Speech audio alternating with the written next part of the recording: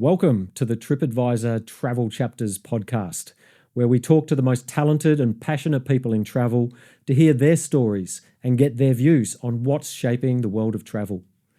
Today we're recording in Singapore, and I'm joined by Kenneth Lim, the Assistant Chief Executive of the Marketing Group for Singapore Tourism Board, a visionary behind Singapore's innovative global destination branding and experiential travel initiatives. He's also the man who was tasked with the responsibility of ensuring Singapore's rebound as a premier global destination after the challenging pandemic years. He and his team launched the award-winning Made in Singapore global brand campaign in 2023 and successfully pitched for Coldplay's music video, Man in the Moon, to be filmed entirely in Singapore. The music video was released earlier this year and has been described as a masterclass in destination marketing and won multiple travel industry and marketing awards. He was recently named on the 2025 Campaign Asia Power List of the most influential marketers in Asia Pacific. Kenneth Lim, welcome. Thank you. Thanks, Scott.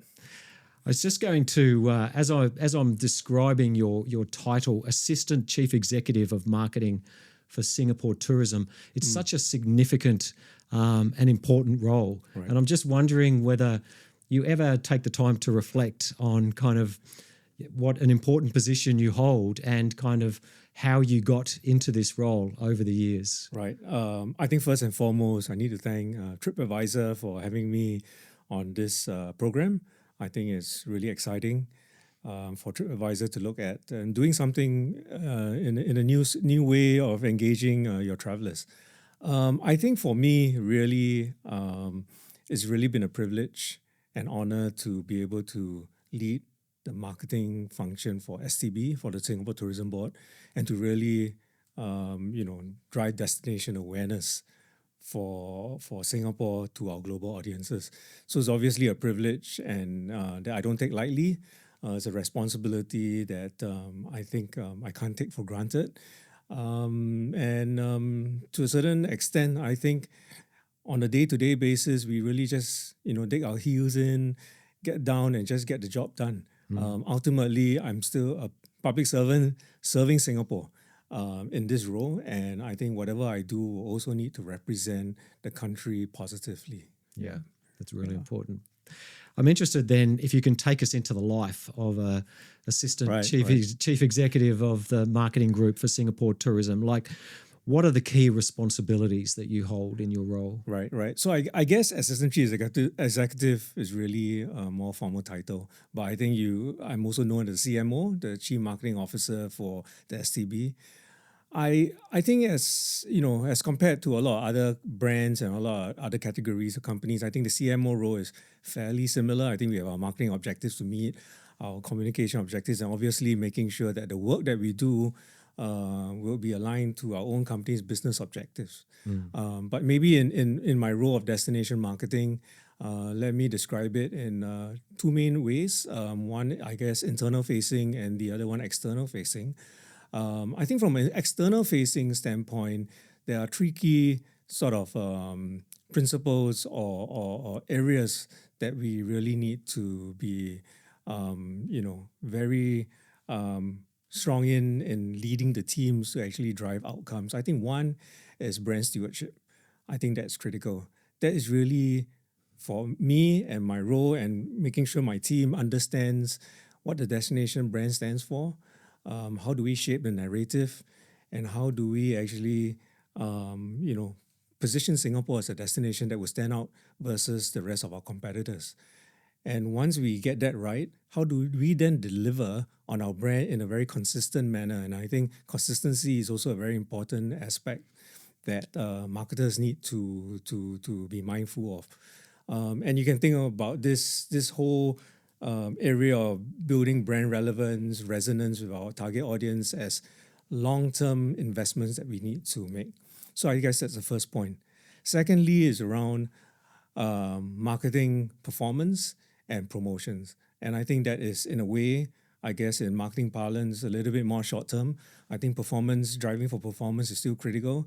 So I guess that's where we launch marketing campaigns. We look at partnerships that can reach out to our target audience, that can resonate, drive them to move down the funnel from awareness all the way down to consideration, hopefully to actually book their trip to Singapore.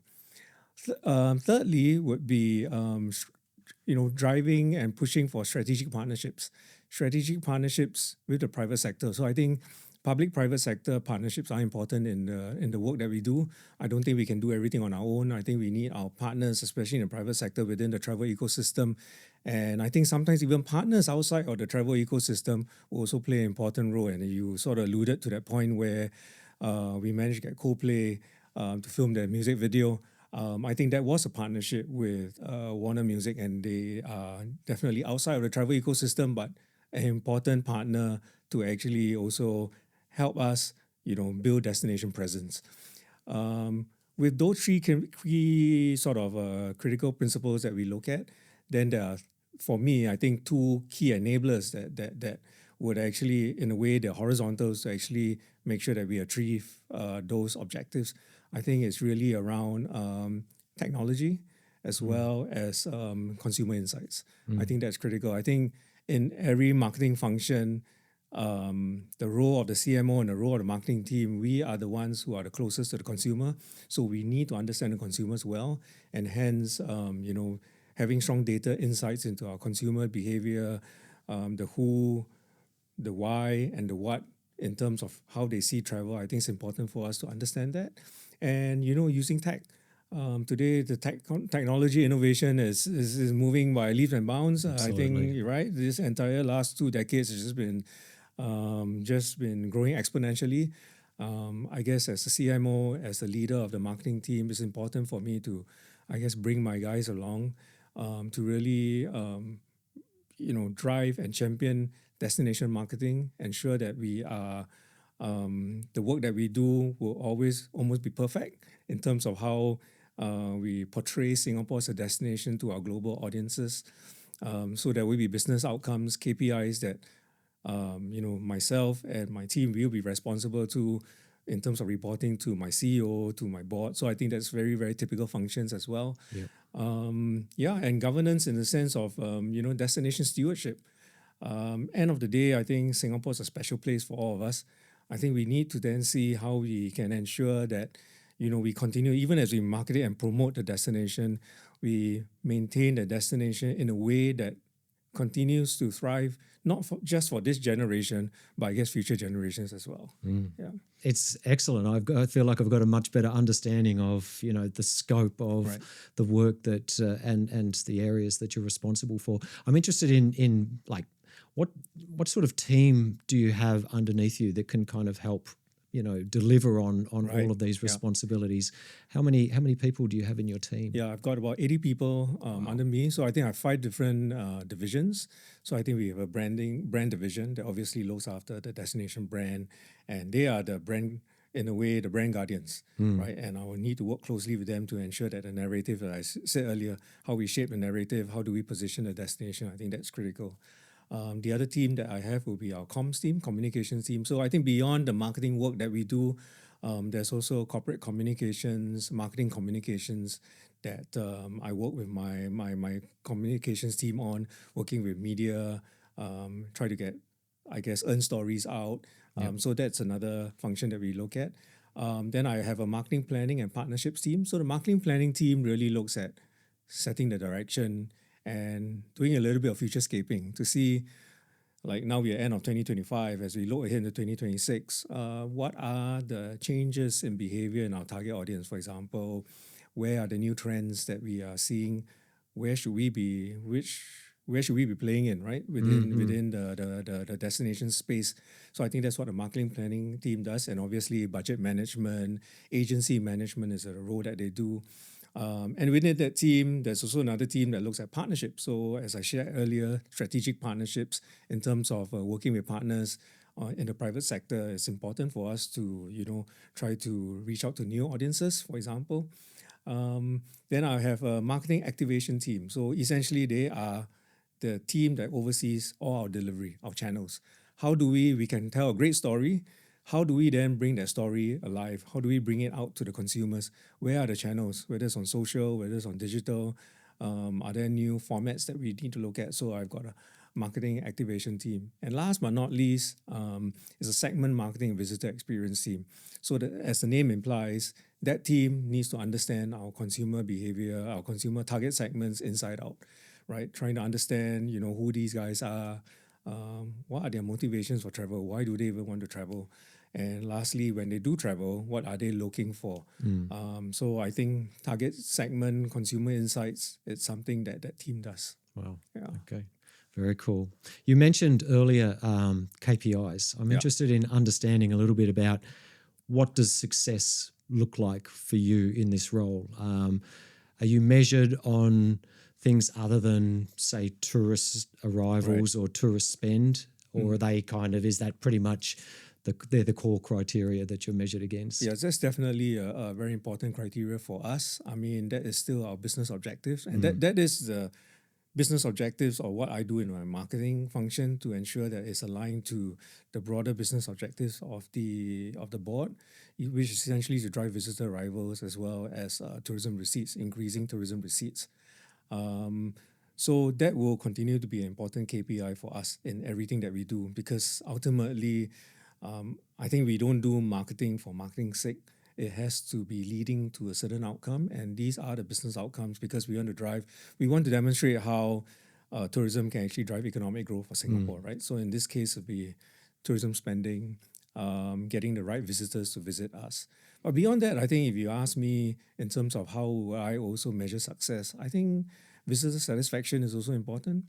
I think I will always be very happy and I think reassured when you see visitors telling you stories of how they had a fantastic moment in Singapore. And I can share an interesting story. I was on a business trip off to one of the European destinations, and there's this old couple from Australia actually, and they're just saying, "Oh, are you Singaporean?" I said, "Yes," and we were just flying because we were all coming on a Singapore Airlines flight, and we were just at the immigration queue, and the couple, without any prompting, they were just sharing with me the ball of the time that they actually had in Singapore, and the smiles the stories they were sharing with me, the kind of smiles that they were actually radiating, just gave me a very warm feeling. And I think that, wow, our destination, if I do our work right, I think we can really impact people in very positive ways. So I think satisfaction is quite critical. And last but not least, I think internally, marketing is a team sport. I think you can't do it alone. As I shared earlier, there are 5 different divisions. I think we need to work together. There are so many intersections, so many different areas where it actually overlaps. And so I think it's really important to then see how, I think for me, to see how I can foster the kind of collaboration and sort of cooperation within the teams, right? Even as they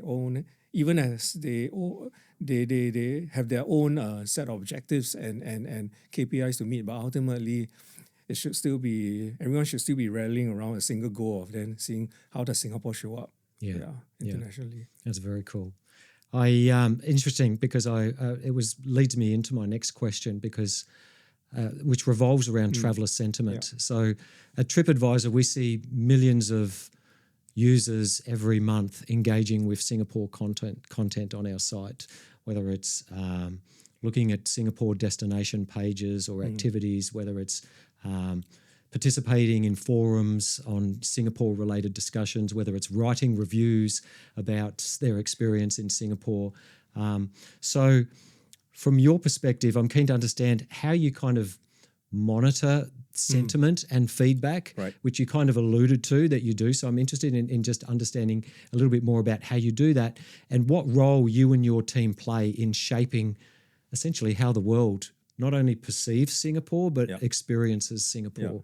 Maybe let me answer the second question first. Sure. I think in terms of how we position ourselves, I think this sorts of moves a little bit into the marketing strategy that we have. I think our strategy is very much anchored around 3 key pillars of how do we tell a great Singapore story. Secondly, as I again alluded to it earlier, strong consumer insights. So we talk about how do we build fans of Singapore in that sense. And last but not least, how do we deliver? How do we reach out to the consumers? So I think these three approaches are sort of the guardrails in terms of guide us in terms of how we then go about doing our work. So in terms of storytelling, as we were emerging out of the COVID pandemic, it was very important for us to then demonstrate that Singapore is more than ready to welcome visitors back to our shores. And hence we launched our Made in Singapore campaign. The campaign really is around how Singapore as a destination can turn seemingly ordinary experiences into extraordinary ones, right? And we needed something bold. And MIS Made in Singapore is really about that. And we went out in a bold way, and that's how we, really shape the narrative and tell everyone that actually we are ready. We're ready for business, and that worked really well. I think the performances, the results, the campaign performance has been very, very reassuring on that front. The other area then we went and explore, and we sort of started exploring is in the area of branded entertainment, right? Trying to see how we can embed the destination, the way we tell the destination story into areas of film, TV, music, even games, online games. And that has worked very well for us. So I think we experimented that during COVID. We had Billie Eilish, who actually filmed one of sort of a short, I wouldn't say it's a music video, but one of her songs in Gardens by the Bay. And I think that really worked very well in terms of putting Singapore on the map. And we started pursuing that branded entertainment in a much more deliberate fashion. And resulting from all these efforts, we have obviously Coldplay that did their music video, which was launched earlier this year. We have done some areas of work with K-pop stars. So BTS Jin did a music video as well in National Gallery. And after that, National Gallery saw a huge spike in terms of search from the Korean market. And we've done quite a number of work with a few other music artists on this front, right? On the film side, so recently under our Singapore On-Screen Fund, so it's a fund where we are trying to attract film producers and production companies to consider Singapore as a destination for filming. And so we film an episode of Hex. So Hex is a Emmy Award winning series, comedy series out of the US, North America. So I think one episode was filmed in Singapore. And again, it helped put Singapore out there. So I think to a certain extent, branded entertainment is one way in terms of how we then, tell that Singapore story, embedding our destination into everyday conversations, into communities, into culture, being very much in the space, playing very much in the space of culture and especially popular culture. So this is an example. In terms of measurements, then in terms of how do we monitor, obviously social media is an important channel. We recognize that today many decisions are actually travel decisions are all increasingly made via social media, right?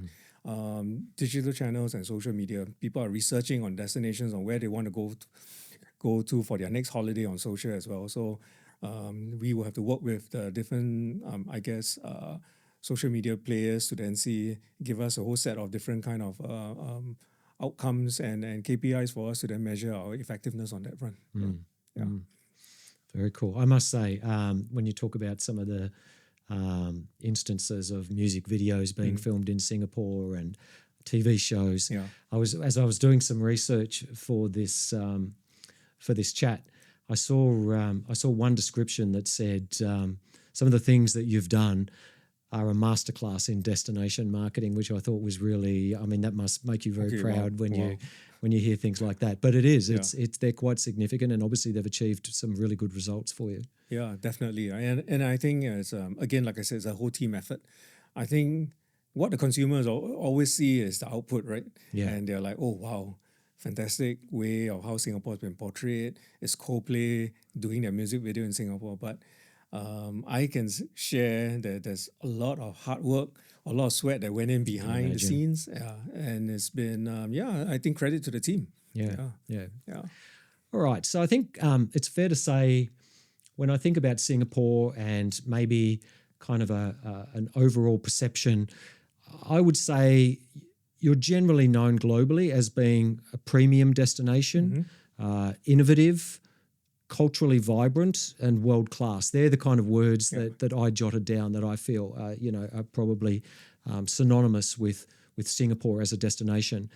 But it's also, I think, Singapore is constantly evolving as a destination. So are you able to share a little bit about the guiding principles that influence your approach to keeping Singapore relevant for both leisure and business travelers? Right. I would say that you're right. I think we are constantly evolving, and I think we have to, as a destination, we need to evolve to sort of cater to the needs of not just tourists, right, in terms of what they're looking for, but also locals. As the population demographic profile changes, I think the needs of the locals are also very important in terms of how we respond as a destination to meet their needs. But I think from a marketing perspective, if you ask me, I think there are some key principles that we will continue to need to rely on. And for me, I think these are evergreen principles, right? To a certain extent, brand positioning is important. So if I shared earlier, I think brand stewardship was an important piece that I look at. Our brand positioning is passion made possible. And that is, if you think about it, the vision is really about how Singapore as a destination can turn possibilities into reality for a better Singapore and a better world. So it's actually very, very, I would say, forward-looking. And I think that would be the starting point for everything that we do, whether it's the campaigns that I run or the kind of partnerships that I sort of strike. We want to see whether or not we can actually demonstrate that how Singapore was able to turn something that is a seemingly just a possible, an idea, but into reality. I think that's important. And that's how you then shape the narrative, right? In terms of making sure that then we can consistently demonstrate and showcase that narrative in all the works that we do, whether it's in partnerships, whether it's a branded campaign, a branded entertainment campaign that we do, or a marketing campaign that we are also looking at within a certain segment. I think there are some of these consistency elements that we can sort of work on. Then, of course, areas of color, areas of tonality, the tone of voice, the distinctiveness of our campaigns. I think that has to be consistently carried through across all our different touch points. I guess in marketing, there's this term called distinctive assets. So I think we need to identify what are our distinctive assets to put that out. So I think that is the starting point. Secondly, and I think I mentioned this again earlier, is customer segmentation. So today we have 5 key target segments that we are looking after. They are early careers, established careers, family with children, our BT Minds travelers, as well as active silvers. In a way, if you think about it, they have been sort of categorized based on life stage, right? As opposed to just age. Yeah. Life stage and demographic. Yeah. But then over and above that, we are now moving into the second layer of then understanding psychographics, habits, interests, motivations. Why do they even want to travel as a family? And then this will give us much better insights in terms of how we then shape our narrative, our campaigns, our comms, in terms of how we reach out to them. In fact, this will allow us to shape the kind of partnerships that we forge, right? In terms of what kind of content we want to put out once we can understand our consumers better. And last but not least, like I mentioned, I think delivery becomes quite important today in terms of the channels. I think we really need to be very much playing the space of where our communities are. There's a lot of subculture out there.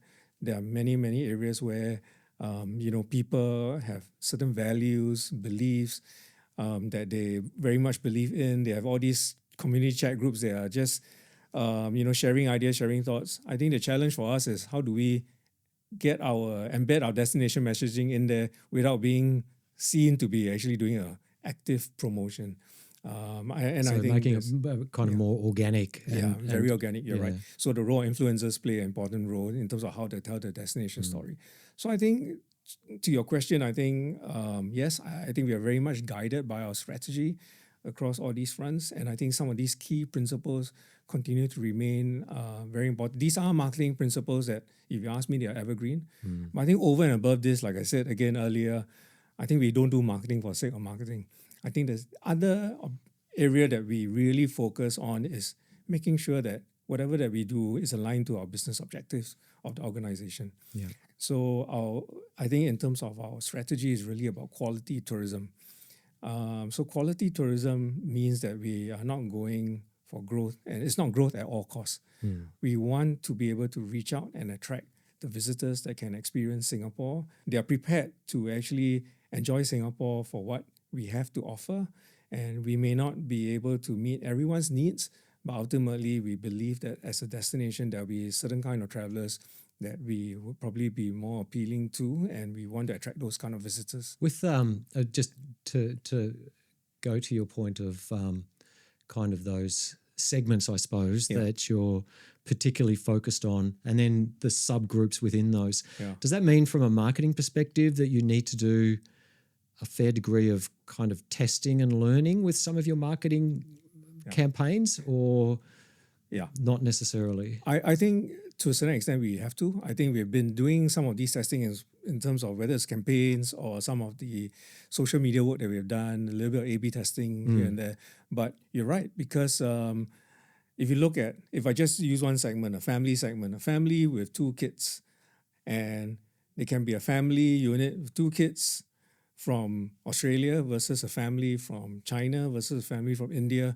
I think everyone they may be from the same demographic, same age group in terms of kids, but everyone may be looking for something different. Yeah. So I think it's really important for us to then see how do we then, deliver content in a way that would then appeal to these different family groups. Yeah. Right. Yeah. So I think it's beyond demographics. It's really down to interests, down to motivations that we would need to identify as well. Which makes data so important. So Exactly. that Okay, so obviously in the world of destination marketing, it's extremely competitive. There's everyone's fighting for those tourism dollars. But how do you and your team think about enhancing Singapore's global customer reach, in this very competitive environment, and making sure that the engagement is that's resulting from what you're doing is as effective as possible? Right. I think one of the points I raised earlier, I think I will continue. I think that is critical. I think really playing into culture, the space of communities and culture, I think that's important. The attention span of visitors today or consumers today increasingly short. I think there have been many researchers out there say shorter than a goldfish or something like that, right? And most of the time our consumers are on multiple devices.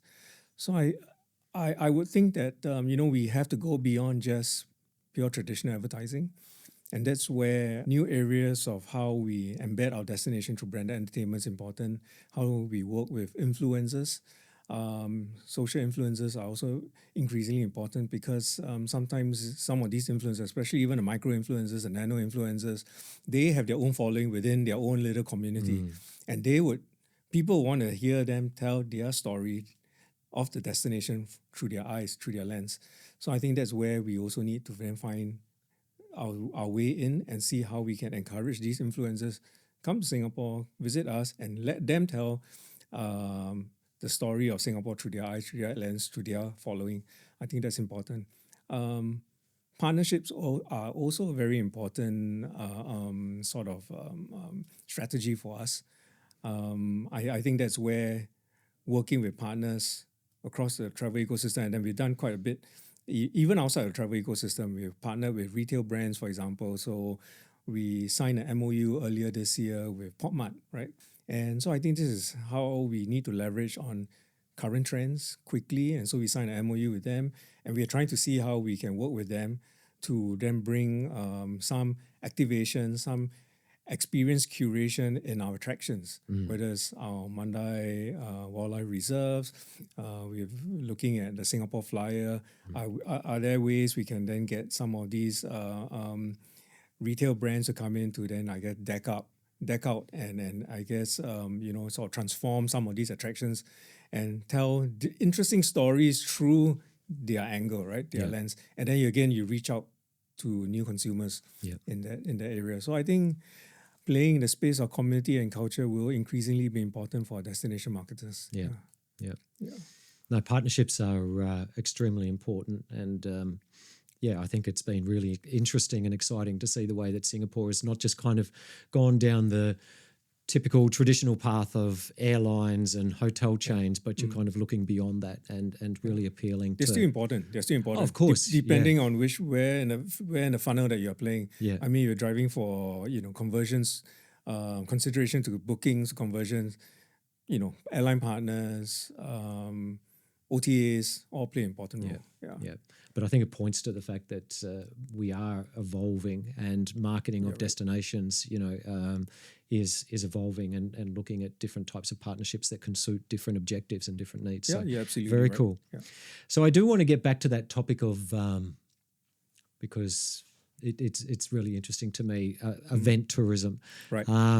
So what we've seen on Tripadvisor is how high-profile events can really transform awareness and perception about a destination. Yeah. I mean, if I think about the Taylor Swift concerts in Singapore last year, when those concerts were announced, on our site we saw a 70% increase in users searching for Singapore hotels, Singapore destinations, things to do, activities, like the interest in Singapore around those dates as soon as those concerts were announced was significant. And so I'm interested in maybe just understanding a little more about how these type of marquee events, whether it's Taylor Swift, whether it's Coldplay, whether it's Formula One, like how do they fit into your overall strategy for positioning Singapore kind of out there in the global travel landscape? Right. I think the short answer to your question is very important. I think events tourism, increasingly the data is showing us, especially when we start looking at consumer insights as we do further research into this space, event tourism, people traveling for events is a real thing, right?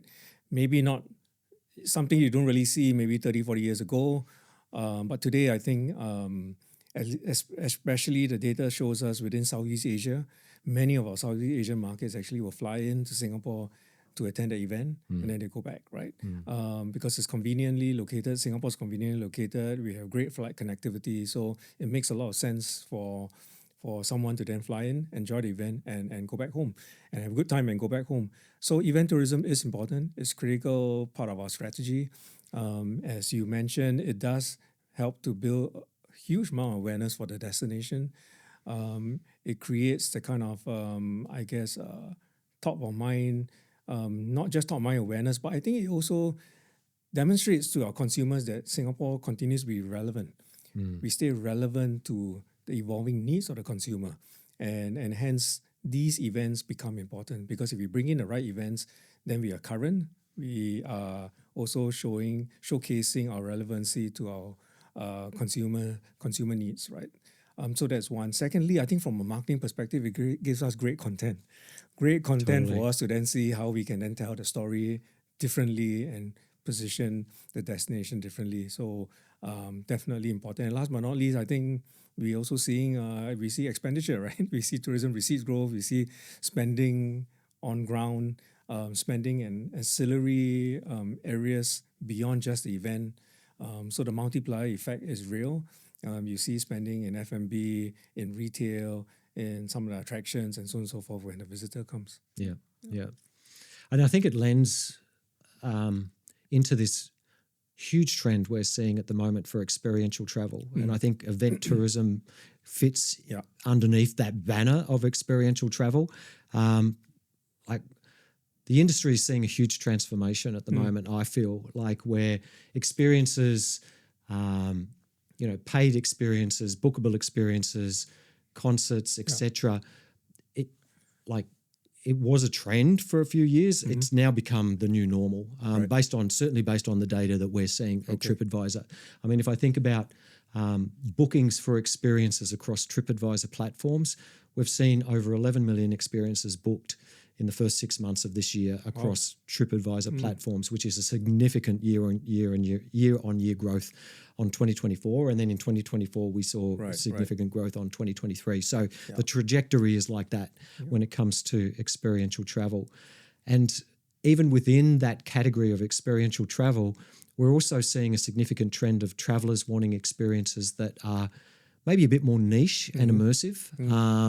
So, for example, some of the things on TripAdvisor that I wanted to highlight in this regard, there's a trend from moving beyond the big cities and the iconic landmarks. Not that tourists don't want to do those; they absolutely do, but not just leaving it at that, but then moving into exploring, say, secondary cities and secondary neighborhoods. Like we're seeing a big increase in searches, for example, for the Juchiat Katong neighborhood in Singapore. And there's a number of others similarly, but, significant interest in that type of neighborhood. Market to table culinary experiences are significantly up on TripAdvisor for Singapore. Things like kayak fishing, forest bathing, holistic therapies, stargazing. So these kind of niche and really immersive experiences that kind of, I suppose, essentially relate to people's passions and the things that they're really interested in. How do you ensure that Singapore continues to cater to this appetite for really unique and immersive cultural experiences? Right. I think your data very much corroborates with ours as well. Well, that's good to know. I think we've seen a huge evolution in this space as well. And I think one example I will give would be our tour operators and tourist guides industry. I think they've evolved quite a bit, and there's a lot of exciting stuff happening in that space. So they are the ones actually curating and telling a great story of Singapore as they lead the guests around the destination, right, around Singapore, to explore Singapore.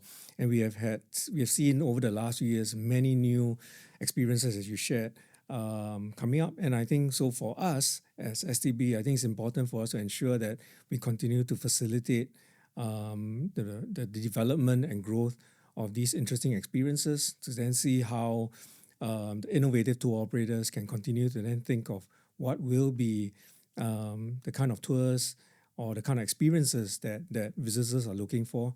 I think on our side, from a marketing standpoint, what we can do is always to then share the type of insights on the changing consumer behavior with our stakeholders, so that they can then take those insights on board to then think about curating the next type of experience that would be very much relevant to the needs of these consumers. So I think we're seeing a lot of good work coming out of our tour operators as well as our tourist guides. Many of them are creating, and in fact, most of the experiences that you just shared, created by many and pioneered by many of our tour operators and tourist guides. On the attractions front as well.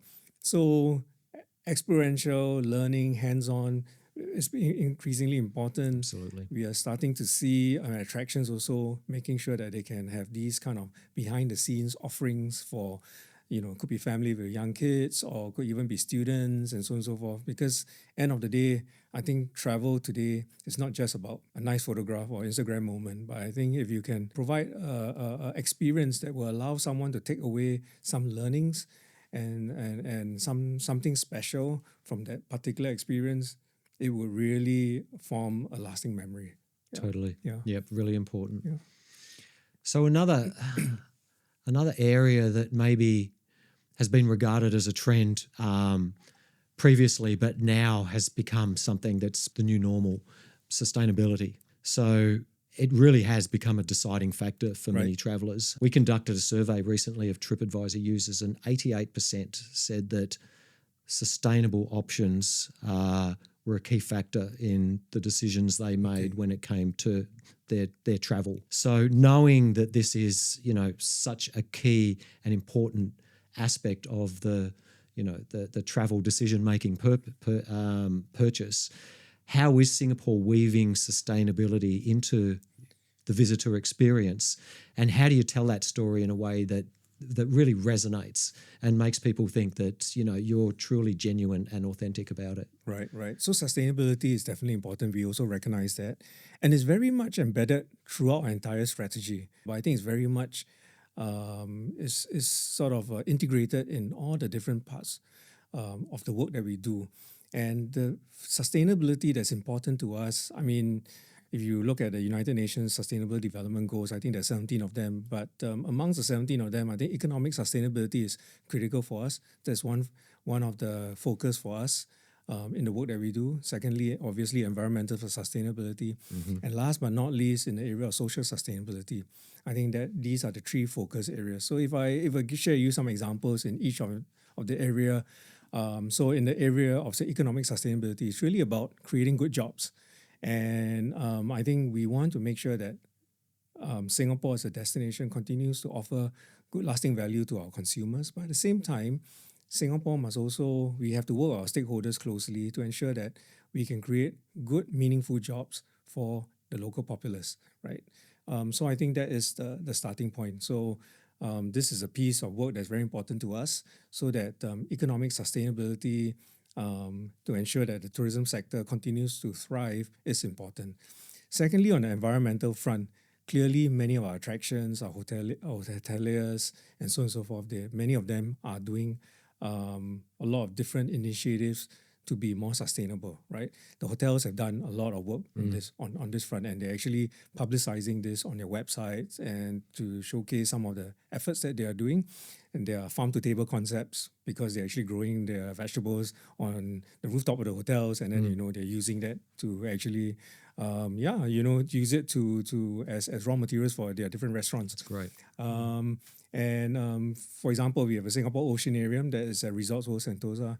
That is probably Asia's first Asia-only sort of oceanarium or aquarium that actually spends a lot of time on looking at how we can look at conservation practices, marine life conservation practices in Asia as well. So I think that's another example of how attractions themselves, where the opportunity allows to also then see how they can actually instill this sustainability message into their attractions. And then the last one on social sustainability is critical, important, because our culture and heritage continues to remain a very important value proposition for Singapore. I think one of our key value propositions about Singapore being cosmopolitan, modern city, but yet at the same time multicultural. Yep. And this is where all our different heritage districts are all conserved. We continue to celebrate all the 4 different festivals, the light-ups, Chinese New Year, Deepavali that just went by.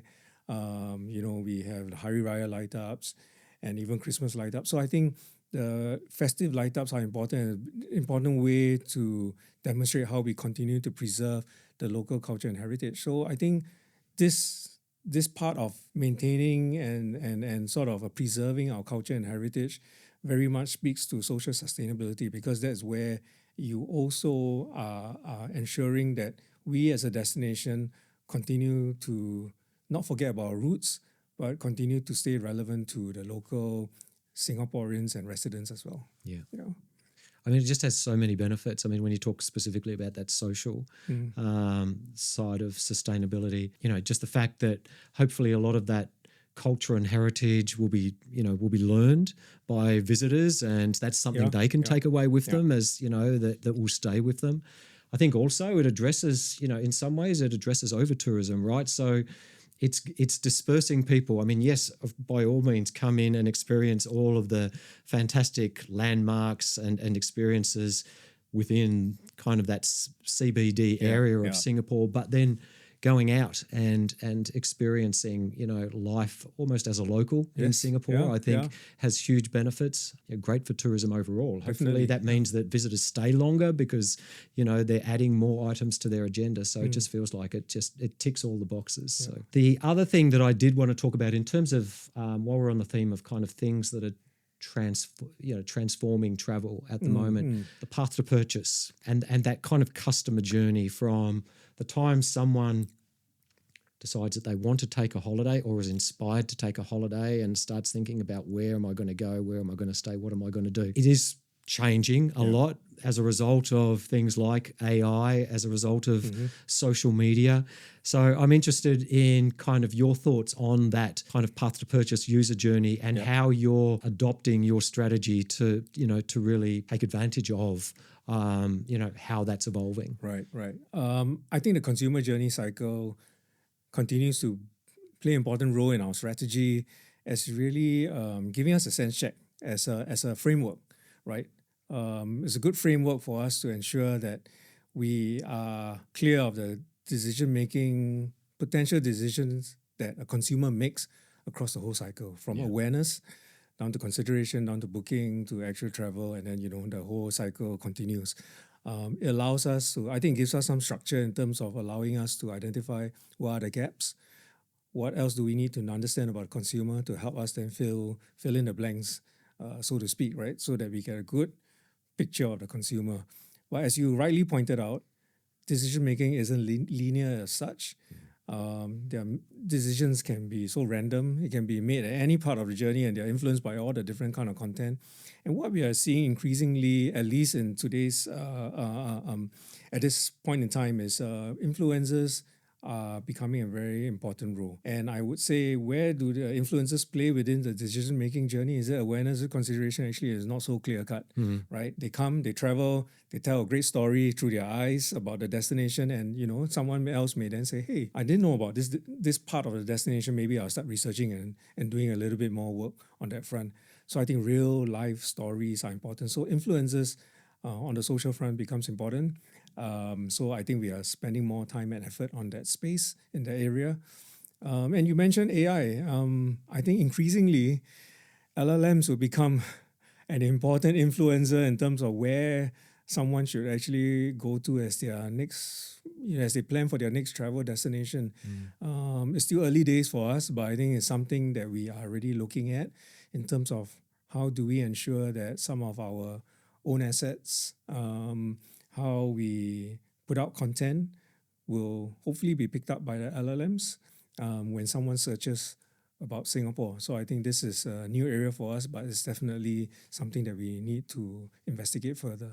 Yeah, I think there's a lot of companies trying to crack that code, but it's going to be an interesting process. Okay, so looking ahead, I saw earlier this year there was quite a bit of media within the travel industry around the announcement of Tourism 2040 by the Singapore Tourism Board. So are you able to share a little bit about your involvement in that and basically what it's all about? Yeah, sure. Obviously, Tourism 2040 is a very ambitious sort of roadmap for us.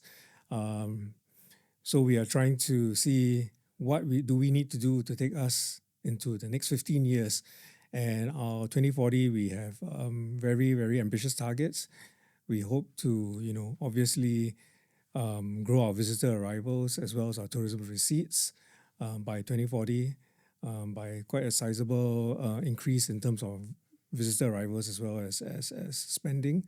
But I think the vision around Tourism 2040, it's still anchored around number one, how do we make Singapore a compelling destination for our visitors, right? How can visitors come to Singapore to enjoy what Singapore has to offer and inspire and get them inspired? Secondly, in Tourism 2040, how can we ensure that we can create a destination that's also an enduring home for both residents and as well as locals to advocate for? And last but not least, the vision for Tourism 2040 is to see how Singapore can be that hub for innovation and for tourism companies to actually, co-create ideas with talent, co-create ideas with businesses to be able to then create more new exciting experiences for the destination. And how we intend to actually achieve that, I think the first thrust is around customer segmentation. As I mentioned earlier, and hence, there's a lot of work that the marketing team that I'm leading, we are going into that space to understand where our new audiences, who could be our new audiences, even as we continue to refine our understanding of our existing target segments, which I mentioned earlier. That's one. Secondly, is really creating more experiential kind of experiences and developing more of that in Singapore. Ensuring that we have the right infrastructure in place to have more, I would say, infrastructure to support our MICE industry. That's one. I think secondly, also to ensure that our attractions continue to evolve and innovate to create real experiences that would continue to excite our visitors. And last but not least is really around creating good jobs, developing a very, very highly skilled tourism industry where there are good jobs created. There are some jobs, probably jobs of the future that we don't see today, but probably something we need to invest in, especially with AI disrupting many industries, including the tourism industry. But I guess the challenge for us is to then see which are these jobs and how do we then reskill, retweak, and refresh some of these jobs to turn them into good jobs. Yeah, it's pretty bold to kind of put very aggressive targets, I suppose, out there in the domain. But does that mean now that pretty much everything you do, you and your team do in terms of execution and strategy is measured against those goals and the strategy that you've kind of outlined as part of Tourism 2040? Yes. So I think a good part of my year this year is to ensure that we also fine-tune our measurement framework to make sure that everything that we do is very much aligned to 2040. So in a way, you can look at 2025 as that foundation year. So I think we more or less have a broad framework in terms of how we want to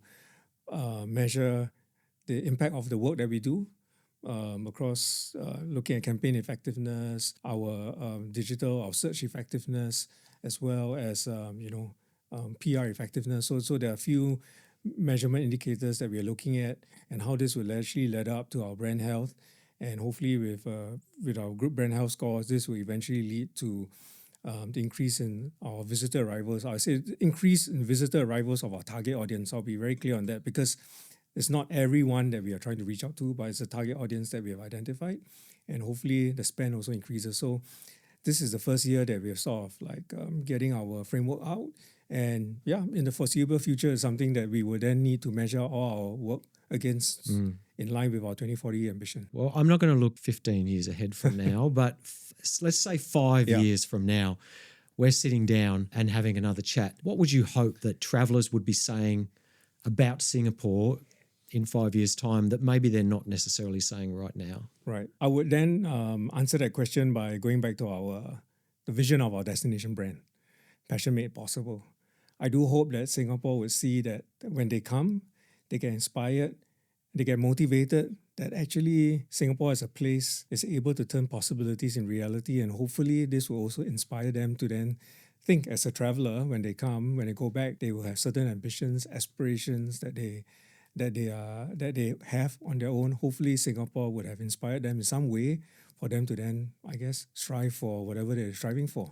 So I think that vision of Passion Made Possible continues to be very real. And I think that's where if I have more visitors saying that, it also then means that the kind of campaigns, the kind of messaging that we are putting out, the kind of partnerships that we are striking is actually successful in being able to communicate that. Brand positioning. Yeah, I think you're putting all the foundations in place for that to be able to happen.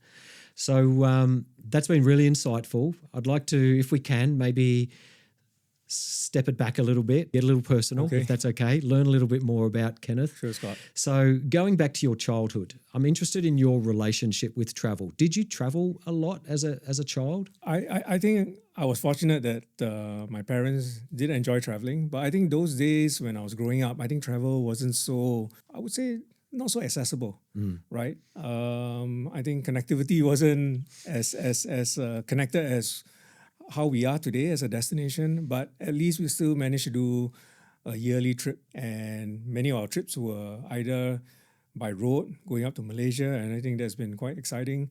And of course, a mix of long haul and mid haul travel. So I think for me, travel has always been the novelty of travel never left me. The feeling of when you know that your trip is coming up in the next few days, you're starting to pack for the trip. I think that kind of excitement that I felt then when I was young, I think sometimes I still feel that today. Yeah. And so then, when did you realize then that you wanted to pursue a career in travel? Like your passion for travel was something that you'd like to kind of, extend into your career. Right. I always say that getting into travel was more by chance than actually by design. I think me personally, I always enjoy engaging in cross-cultural sort of moments and engaging with people from different cultures, different countries. And from my university days to the sport that I played, it always gave me opportunities to either, interact with people from different cultures. So that was the starting point. And I guess somehow through the jobs that I've gone through and have now finally with Singapore Tourism Board, it allowed me to actually, explore the world through travel. I spent a good almost a decade overseas as well, based overseas, promoting Singapore. And Where was that? I was based in India for 4 years, and I was also based in Indonesia. Before Singapore Tourism Board, I was with another organization that also allowed me to be based in London for a short while before going to India as well. So, I spent quite a good time in India. Yeah. And I think, the cultural immersion has been fantastic. The kind of experiences that you get, many of them are intangible kind of experiences, memories that you keep for life. Yeah, totally. Yeah.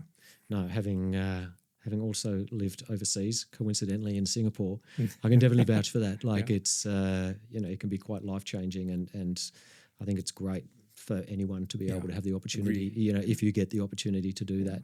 So can you share a little bit about your career trajectory? Like, is this the path you expected when you graduated from the National University of Singapore all those years ago? No, definitely not, right? No? Like I said, I think the roles that I've been in, the jobs that I've been in, always allowed me to engage with people from different nationalities, right? Different countries. So it's very, very much cross-cultural. I think that is the only probably common denominator in the work that I've been doing all these years. But I think travel really wasn't by design, but I'm very happy to be in the sector now. I think it's been quite an amazing sector in terms of very challenging, but I think it's definitely seen to be at the next phase of its growth. I mean, you play such an important role in that whole process. So it's really interesting to see how that's evolving.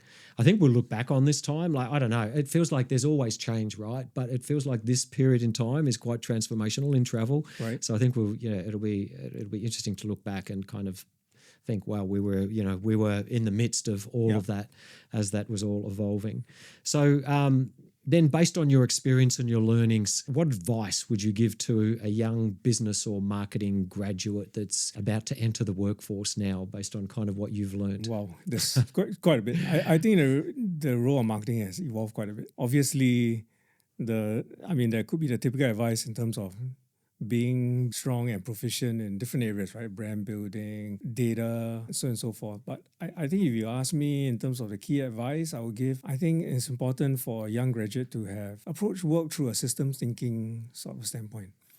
I think it's important to be able to join the dots and look at things from an ecosystem standpoint. I think if you could be an ecologist, for example, think like an ecologist.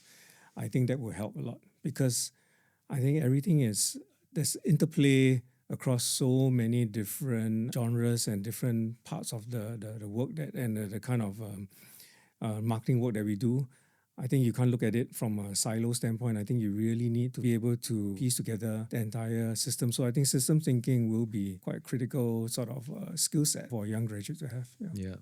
So really, I suppose, try and be more of a generalist as opposed to kind of necessarily focusing on one niche part of marketing? I would say that it's still important to build your knowledge in certain basic building blocks of marketing. Fundamentals of marketing still is important, whether it's brand building, whether it's trying to understand data insights, trying to understand how your platforms work, in terms of digital and social. I think these are the fundamentals that's important. But then I guess, how do you wrap everything around? That's where the system thinking comes in. Yeah. With regards to then how you see the interplay between one part of marketing into the next. So whether it's branding to into strategy development, into storytelling, I think you need to be able to sort of string all that together. Right. Yeah. So I wouldn't say generalist per se. I think you need to have both. So I'm interested in also talking a little bit about Gen Z and millennials. I know that, you were talking before more about life stages as opposed to kind of, age demographics, but it does feel like Gen Z and millennial travelers are really changing. Like they have specific travel needs and desires. So are you able to maybe share a little bit about how destinations like Singapore have to market themselves to Gen Z and millennials? Do you need to market to them differently? And can you share any examples of maybe how you've executed that? Yeah, so definitely it's a key segment for us. We sort of classify this under our definition of early careers, from 18 to 29 years old. Interestingly, we've done some research into this space, and we see that already the Gen Zs today, the millennials, they probably take an average of 3 trips in a year. So can you imagine in the next 15 years, right? If I use a 2040 plan as a sort of a certain yardstick, by 2040, these guys will be so well traveled. They'll probably be demanding a lot more from destinations, from the travel services, and the entire travel ecosystem. So I think this becomes a critical mass for us to see how we can continue to engage them.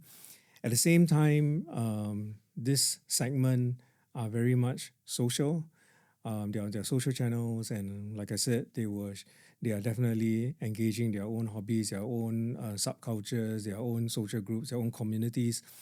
It's important to then see how we can reach out to them. And some examples that we have done, I think we've done a culinary capital campaign previously, and was good insights that we found, right, amongst these food lovers, culinary explorers, in what we call them. Essentially, they're not just looking for heritage food, but they're also looking for something that is contemporary and modern. But I think the most important trait is that they will love to share their finds or the findings in the destination with all their friends on social. Yeah, totally. So we actually launched a social-led campaign, which we had an interesting sort of a social template for these Gen Zs to actually use, with very catchy music for them to then, capture all their food adventures across Singapore and to communicate with their audiences, right? So I think that's really important. The other interesting thing that we also found was when we did some deeper research into the Gen Zs was that actually deep down inside, even as they go exploring a destination, they want to have fun and they want to enjoy themselves, but there's still some sense of personal growth that they are looking for. It's about how do they get out of their comfort zone. And I think that's where in the campaigns that we run, the future campaigns that we run, we will need to then see how we can demonstrate that Singapore is a place where they can easily get out of their comfort zone, learn a little bit more about themselves. Yeah. Well, we can collaborate and corroborate information here, because our most recent survey, where we focused on Gen Z and millennials, they have the highest propensity to want to explore off the beaten path destinations. Yeah. And to experience life as a local. So they're really into experiences, living like a local, and as you said, feeling like when they come home that they've been almost changed in some way and they've learned something. Yes. So I think it's really interesting. So what kind of experiences will you be prioritizing? My kids selected my destination. So I was going to be around food, culture, and I would say some, I guess, sightseeing. Yeah. Okay. Natural beauty. Yeah. Right? They like to see the mountains, so we're going to a place where, we'll see some of that. Yeah. Nice. I'm assuming you're well overdue for a good holiday soon too. It's been a big year for you. Yeah. All right, and I have to ask this question as a final closer. Right. TripAdvisor. I'm not even going to ask if you use it. I'm going to assume you use TripAdvisor. Yes, I do use it. And how do you use it? Is it kind of pre-trip, in destination, post-trip, all of the above? Like, where do you find you get most benefit and use out of TripAdvisor? So again, it's normally post-booking pre-arrival. That means I already bought my air tickets. Right. But I would then go into TripAdvisor to then see what can I potentially do in a destination and read the reviews. I think where I really benefited from Tripadvisor is the reviews, because I obviously tested it out before. The reviews in terms of the hotels, the kind of experiences that the person has gone through, whether it's good, bad, average. When I go actually to the destination, I realize it's actually very accurate, fairly accurate, right? So I continue to use it. After I book my air ticket, the next step is to go to Tripadvisor to then decide which is the best accommodation property I should be looking at, and that's where Tripadvisor does help. And then in destination, because for me, I'm one of those who I don't really plan my trip way in advance. So when I'm in destination with my family, we would then sort of then decide, okay, what we're going to do tomorrow or the day after, and then we would then go inside, and then Tripadvisor would then tell us what experiences someone's doing, whether you go into categories of food, attractions, or events, and so on and so forth. So it's really on the go. So that's how I use Tripadvisor. So I think it's important for Tripadvisor to have the information current. Yes, absolutely. Absolutely. Okay, that's been really insightful and really helpful. Thank you so much. Before we close, any final thoughts or bits of information you want to share? I'm just conscious if there's anything in particular that maybe we haven't covered that you wanted to share today. I think all good on my side. I don't know about yourself, but I think it's been a great conversation that we've been having today, and I really appreciate again Tripadvisor for this initiative. Yeah, thank you so much. It's been certainly been a pleasure and a privilege to be able to talk to you today, and I've learned a lot. I hope that our listeners take away some really valuable insights from this.